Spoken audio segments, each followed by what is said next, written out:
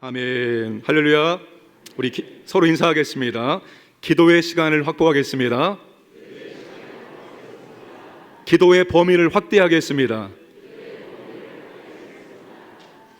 인사처럼 기도가 더욱더 풍성해지기를 주님의 이름으로 축복합니다.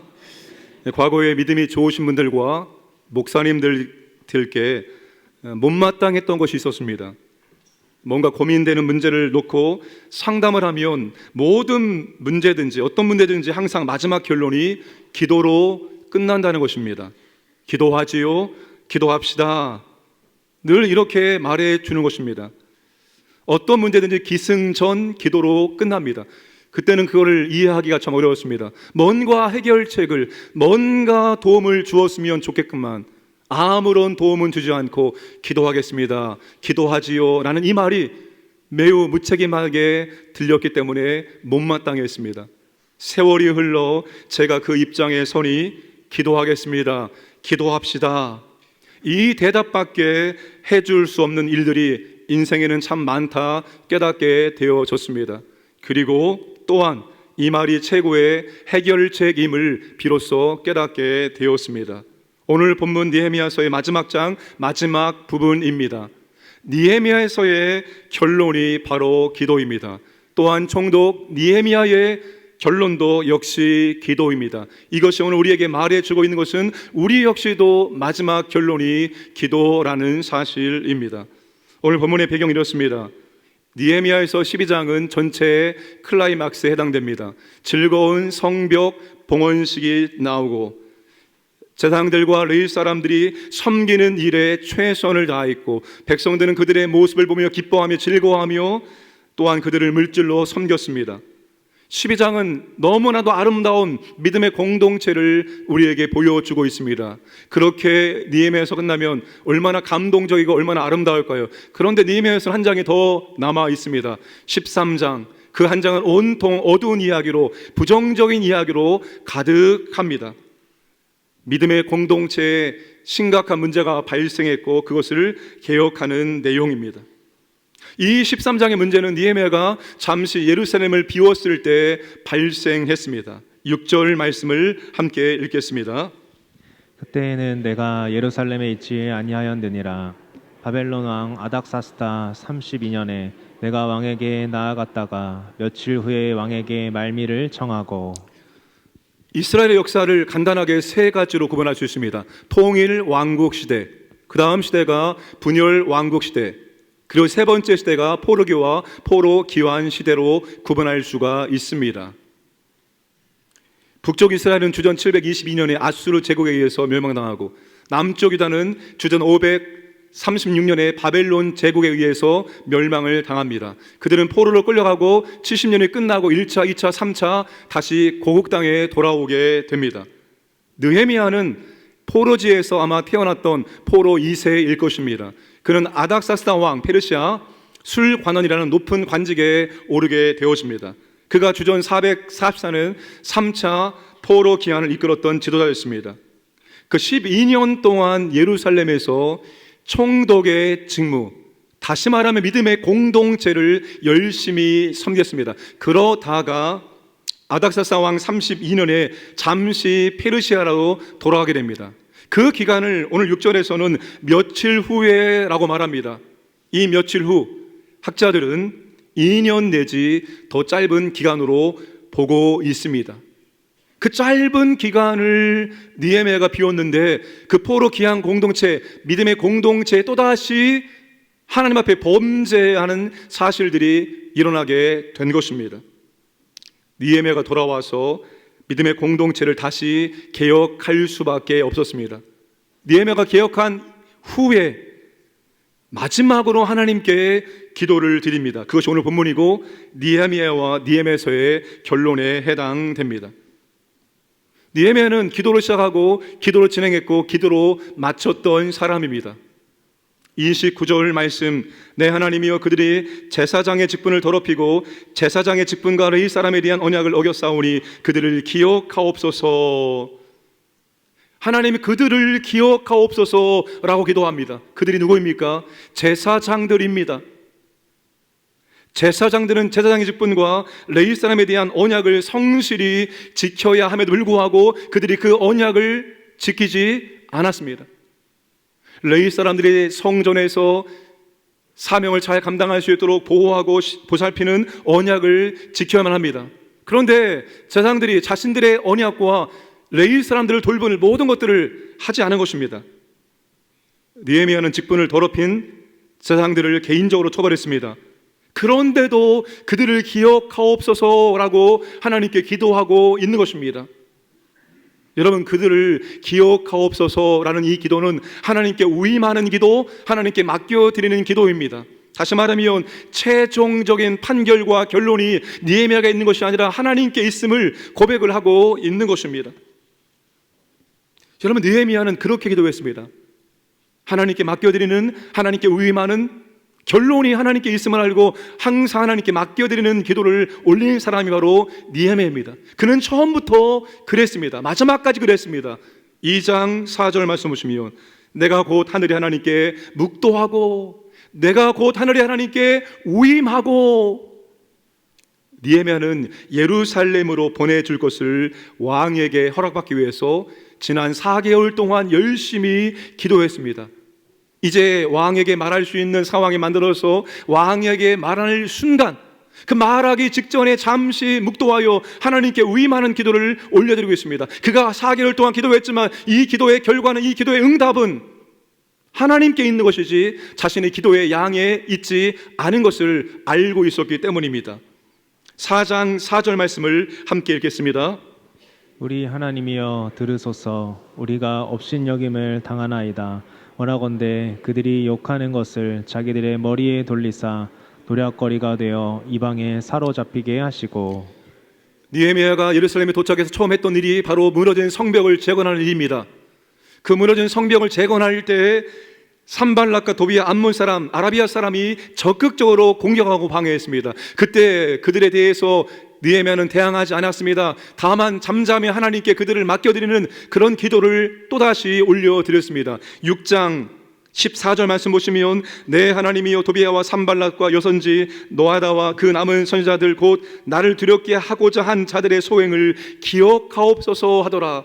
이제는 더 적극적으로 협박을 하고 느헤미야를 암살한 음모를 꾸몄을 때 그런 상황 속에서도 느헤미야는 그들에게 대적하지 않고 오히려 하나님 그들을 기억하옵소서라고 하나님께 맡겨드리는, 하나님께 위임하는 기도를 또다시 드리게 되었습니다. 여러분, 느헤미야는 결론이 하나님께 있음을 알았던 사람입니다.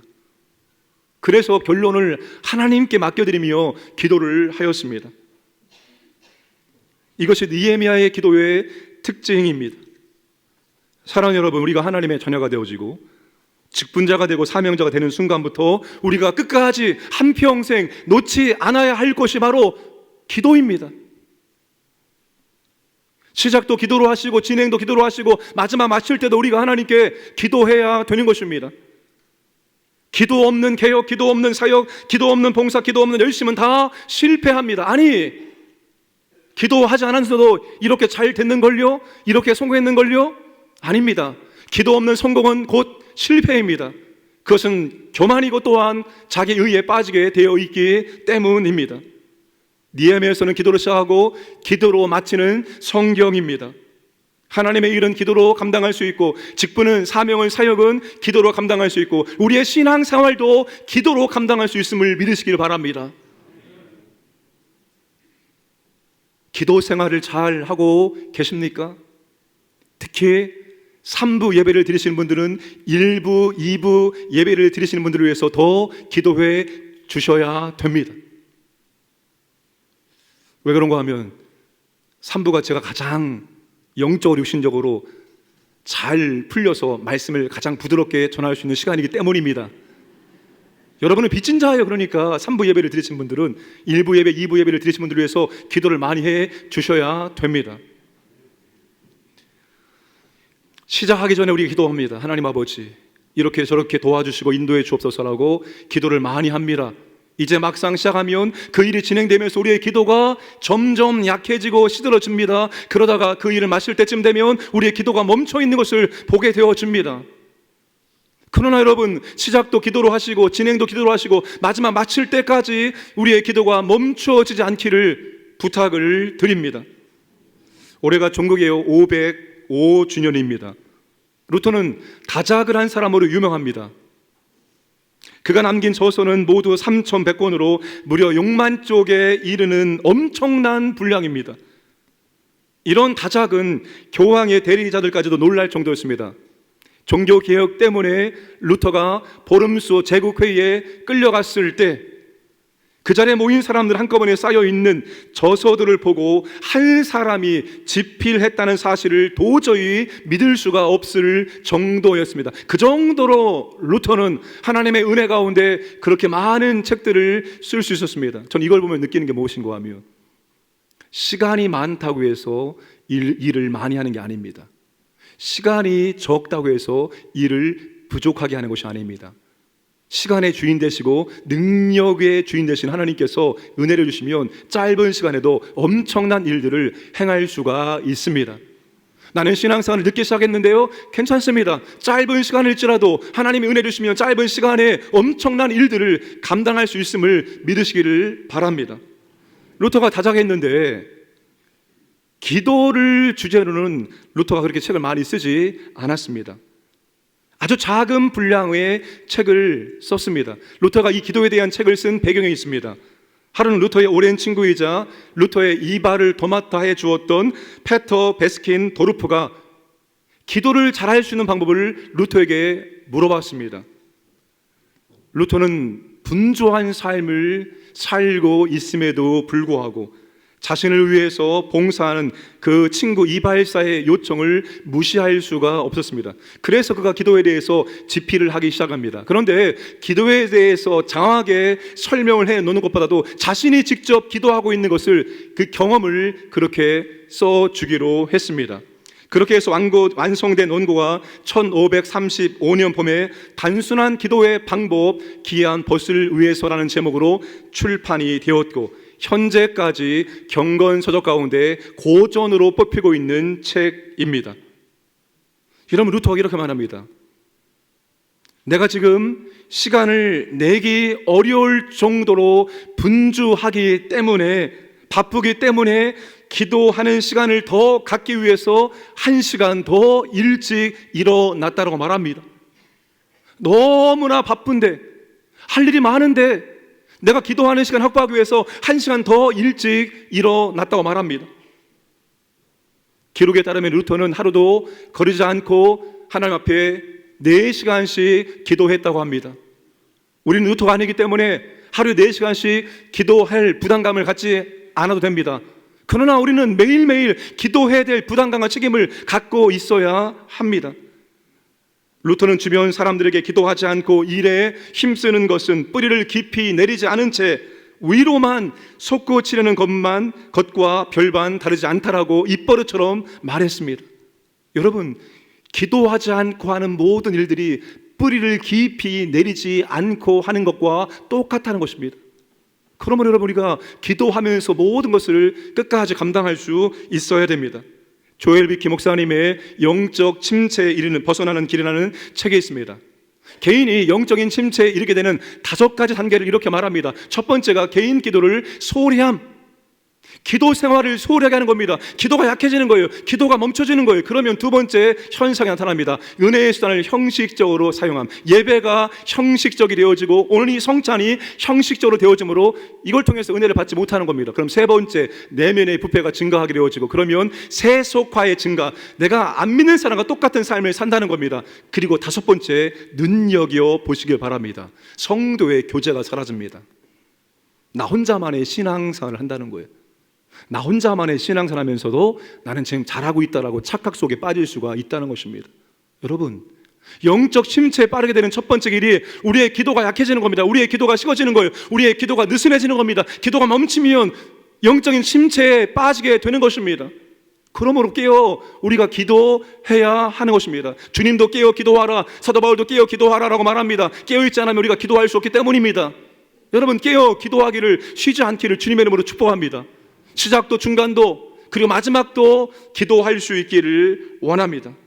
우리는 기도 없이는 아무것도 할 수 없고 기도 없이는 아무것도 되지 않기 때문입니다. 반대로 우리가 영적인 침체에서 회복되기 위해서 첫 번째 해야 될 일도 마찬가지로 기도의 회복입니다. 여러분, 기도가 회복되어지면 영적인 것들이 하나씩 열려지고 회복되는 은혜가 있는 줄로 믿으시기를 바랍니다. 기도가 지금 회복이 필요한 분들, 이번 주 돌아오는 목요일 날 수능 기도회를 통해서 다시 기도를 회복할 수 있기를 주님의 이름으로 부탁을 드립니다. 저희는 부목사 때 수능 기도회를 인도할 때 수능 부흥회라고 했습니다. 수능 부흥회. 왜냐하면 말씀을 주고 기도하고 말씀 기도를 온종일 하기 때문입니다. 그 말씀 기도를 온종일 하면 내 영혼이 회복되어지는 그런 은혜가 주어집니다.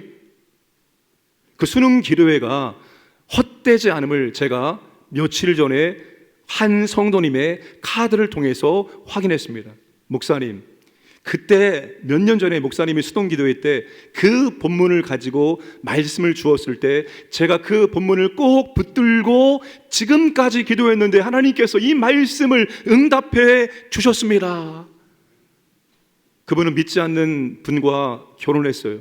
그래서 내 자녀만큼은 꼭 믿는 사람과 결혼하기를 원합니다라고 말씀을 붙들고 기도했는데 하나님께서 그 기도를 응답해 주었더라고 저한테 카드를 보내주었습니다. 그러니 여러분, 수능 기도를 통해서 기도가 회복되어지고 하나님의 약속의 축복의 말씀을 받는 은혜가 있기를 주님의 이름으로 축복을 합니다. 이 느헤미야의 간절한 기도의 제목이 뭘까요? 시작도 중간도 마지막도 끝까지 기도했던 이 느헤미야가 무슨 주제를 가지고 그렇게 기도를 했을까요? 그의 소원이 무엇이었을까요? 오늘 30절 31절입니다. 함께 읽겠습니다.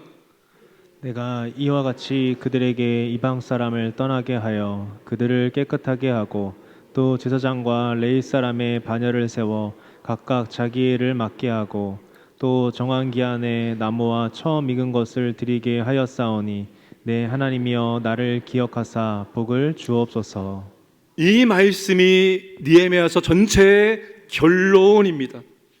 느헤미야가 총독으로 예루살렘에 파견되어서 그 믿음의 공동체를 섬길 때 가장 중요하게 여겼던 것이 바로 30절 31절 말씀입니다. 느헤미야는 탁월한 행정가요 뛰어난 정치가였습니다. 그러나 그 모든 것들은 부수적인 것에 해당되었습니다. 그의 진정한 사명은 성벽을 재건하고 성전을 정화하고 공동체 예배를 회복하는 것이었습니다. 다시 말하면 느헤미야의 간절한 사명, 그 간절한 기도 제목은 믿음의 공동체의 부흥이었습니다. 그 믿음의 공동체가 다시 부흥되기를 그는 그토록 원했고 기도했고 그는 그를 위해서 사역을 감당했습니다. 느헤미야 당시 시대적 상황을 살펴보면 그의 사명이 얼마나 중요한지를 우리는 알 수 있습니다. 70년 포로 생활이 끝나고 죄를 회개하고 이스라엘 백성들 가운데 경건한 사람들이 소망을 가지고 다시 예루살렘에 돌아옵니다. 새 시대가 올 것이라는 선지자의 예언의 말씀을 붙들고 그들은 예루살렘에 돌아왔습니다. 예레미야 7장에 그 사람들이 5만 명이라고 기록을 하고 있습니다. 포로 기한 공동체는 하나님께서 옛 영광을 다시 회복해 줄 것을 소망을 품었습니다. 그러나 그들의 현실은 그렇지 않았습니다. 돌아와서 그들은 불탄 성전의 자리에 다시 성전 건축을 시작했습니다. 성전 건축을 시작했지만 반대자들의 반대 때문에 성전 건축은 그대로 포기할 수밖에 없었습니다. 중단되었습니다. 그들의 기쁨과 소망도 금세 좌절되었습니다. 16년 동안 그대로 방치되었으나 학개와 스가랴 선지자의 격려를 통해서 재개 4년 만에 주전 515년에 바로 스룹바벨 성전이 다시 세워졌습니다.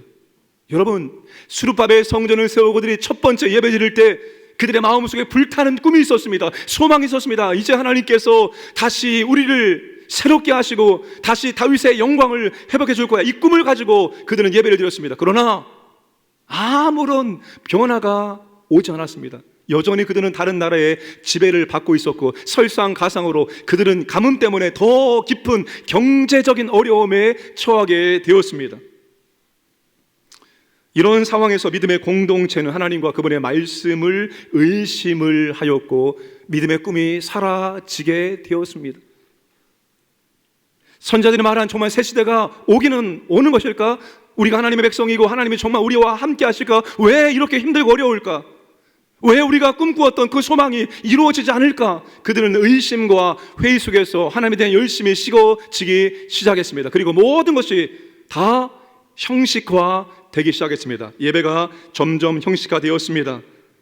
제사장들과 레위인들은 영적으로 부패하고 그들의 직무에 태만했습니다. 백성들 온전한 11조 드리지 않았습니다. 그들이 드리는 예물은 찢겨지고 상처나고 병든 그런 예물을 하나님께 올려드렸습니다. 안식일을 제대로 지키지 않았습니다. 하나님에 대한 열심보다 각자 자신의 삶에 대한 열심으로 살아갔습니다. 스스로 문제를 해결하기 위해서 열심히 살아갔지만 그들의 열심과 그들의 수고는 아무런 결과가 임하지 않았던 것입니다. 이렇게 느헤미야는 믿음의 공동체, 부흥이 꺼져가는 시대에 다시 부흥을 일으키는 시대적 사명을 부여받은 것입니다. 다시 믿음의 공동체가 부흥되기를 원하며 느헤미야가 간절한 마음으로 감당했던 사역이 바로 30절, 31절 말씀입니다. 믿음의 공동체 영적 부흥이 성전 예배의 회복에 있기 때문입니다.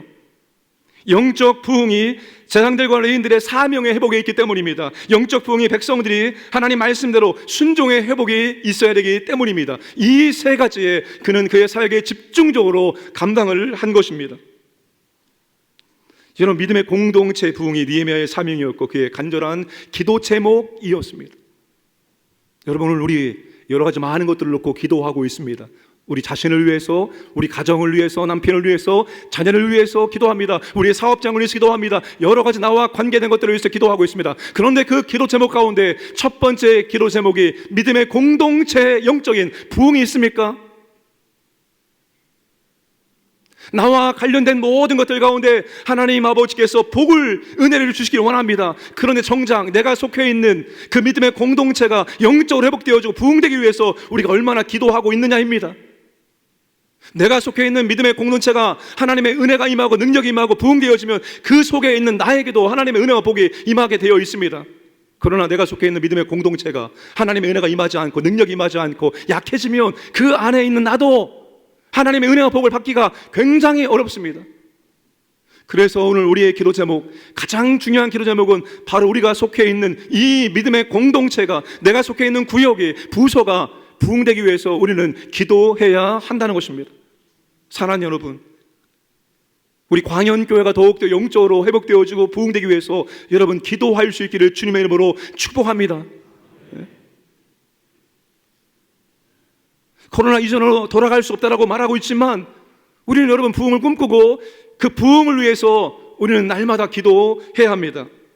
로이더 존스 목사님이 마가복음 9장 28절, 29절 본문을 가지고 부흥의 긴박성이라는 제목으로 설교를 했습니다. 이 본문은 예수님께서 베드로와 야고보와 요한 세 명의 제자들을 산으로 데리고 올라갑니다. 그 산에서 예수님께서 아주 희어지게 변화되어지죠.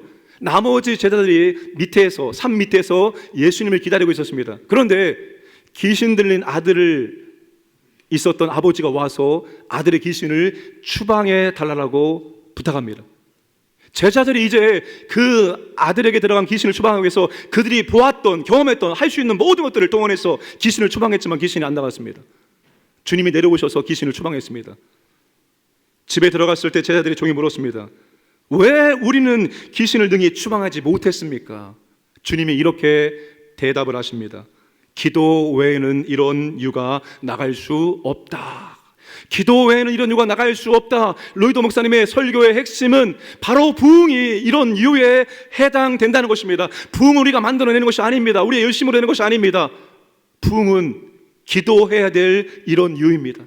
하나님, 우리 믿음의 공동체 가운데 하나님의 부흥의 은혜가 있기를 원합니다라고 우리가 사모하는 마음으로, 간절한 마음으로 기도해야 된다는 겁니다. 부흥에 대한 사모하는 마음으로 기도할 때 이런 유가